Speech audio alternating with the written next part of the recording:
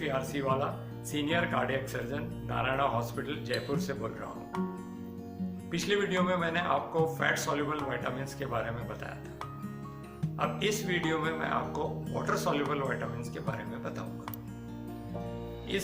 ये मैं छोटा वीडियो बनाऊंगा और इसके बाद वाला जो ट्रांसक्रिप्ट है वो आप जरूर से देखिएगा, क्योंकि उस ट्रांसक्रिप्ट में मैंने सारे डिटेल्स दिए हुए लिखे। हमारे शरीर में 13 विटामिन्स की जरूरत होती है, उसमें से 4 फैट सॉल्युबल विटामिन्स है और 9 वाटर सॉल्युबल है। इन वाटर सॉल्युबल विटामिन्स में से 8 बी कॉम्प्लेक्स है और 1 विटामिन सी।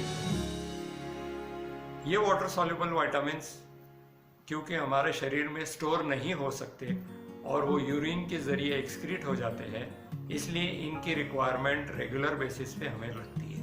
यानी कि हमें रोज इसकी रिक्वायरमेंट लगती है और हमारे डाइट में ये रोज होनी चाहिए। फॉर्चुनेटली हमारे इंडिया में हम खूब ग्रीन वेजिटेबल्स, फ्रूट्स और मिल्क प्रोडक्ट्स लेते हैं, इसलिए इनकी विटामिन्स की कमी बहुत कम दिखाई देती है। जैसा मैंने कहा, इन विटामिन्स के मेजर सोर्स है vegetables, green vegetables and fruits, seasonal fruits. Her seasonal fruits में ये सारे टाइप के विटामिन्स पाए जाते हैं। अभी चलते हैं विटामिन बी कॉम्प्लेक्स में। इनका क्या रोल है हमारे शरीर में? इनके 2-3 रोल बहुत इंपॉर्टेंट है। एक तो एनर्जी प्रोडक्शन है, दूसरा रेड ब्लड सेल्स को ये मैन्युफैक्चर करते हैं और हीमोग्लोबिन को बढ़ाते हैं हमारे शरीर में, यानी कि कुल मिला के खून को प्रोडक्शन में हेल्प करते हैं। विटामिन सी एक कोलाजन का बहुत इंपॉर्टेंट पार्ट है और कोलाजन लगभग 30 से 35% हमारे शरीर का प्रोटीन का हिस्सा है। इसलिए विटामिन सी रिपेरेटिव वर्क के लिए यूज होता है। जहाँ कहीं भी हमारे बॉडी में डैमेज होता है, चाहे वो इन्फेक्शन से हो चाहे वो ऑपरेशन से हो, विटामिन सी बहुत यूजफुल होता है उस रिपेरेटिव वर्क को करने के लिए। विटामिन बी की डेफिशिएंसी से एनीमिया होता है, कुछ न्यूट्रिशनल और प्रॉब्लम्स होते हैं, जैसे कि मुंह के अंदर छाले पड़ना, जबान पे छाले पड़ना, स्टोमाटाइटिस होता है। तो ये सारे विटामिन बी डेफिशिएंसी के लक्षण हैं। विटामिन सी डेफिशिएंसी से हमें एक डिजीज कहते हैं स्कर्वी, वो होता है जिससे हमारे मसूड़ों में ब्लीडिंग होती है और हमारे दांत लूज हो जाते हैं।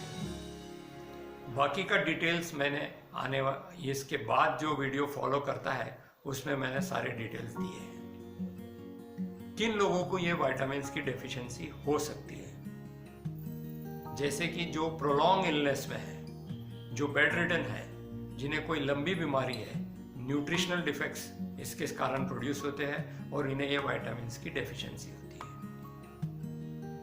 जो मेजर इन्फेक्शन हुए होते हैं, जिनको प्रोलॉन्ग एंटीबायोटिक्स लेने पड़ते हैं, तो जो एंटीबायोटिक्स, जो बैक्टीरिया हमारे पेट के अंदर है, इंटेस्टाइन्स में है, वो भी इन एंटीबायोटिक्स से डिस्ट्रॉय हो जाते हैं और ये बैक्टीरिया एक इम्पॉर्टेंट रोल प्रोड्यूस करते हैं ये विटामिन्स को प्रोड्यूस करने में। तो अगर ये बैक्टीरिया डिस्ट्रॉय होते हैं तो विटामिन की डेफिशिएंसी हो सकती है।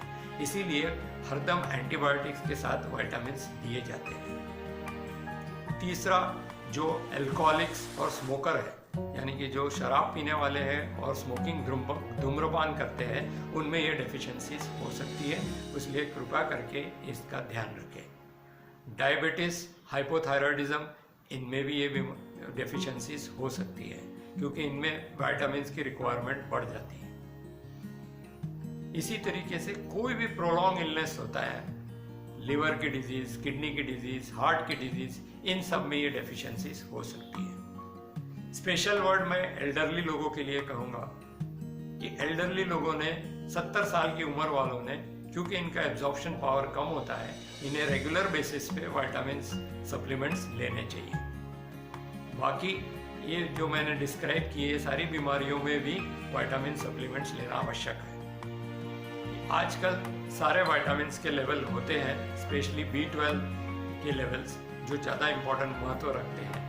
बाकी के विटामिन्स के लेवल भी इजीली हो जाते हैं और अगर ज़रूरत पड़े तो इन विटामिन लेवल्स की मेजरमेंट करना ज़रूरी होता है। इसी के साथ मैं आज का वीडियो समाप्त करता हूँ, और अगर आपको कोई भी प्रश्न हो तो मुझे आप व्हाट्सएप के ज़रिए या मैसेज के ज़रिए या फेसबुक के ज़रिए आप मुझे कांटेक्ट कर सकते हो। और इसके साथ मैंने जो वीडियो जोड़ा है वो ट्रांसक्रिप्ट है, इंग्लिश में है, और वीडियो के नीचे जो वीडियो का डिस्क्रिप्शन है उसमें मैंने हिंदी में ट्रांसक्रिप्शन दिया है, तो कृपया करके आप वो भी देख सकते हो।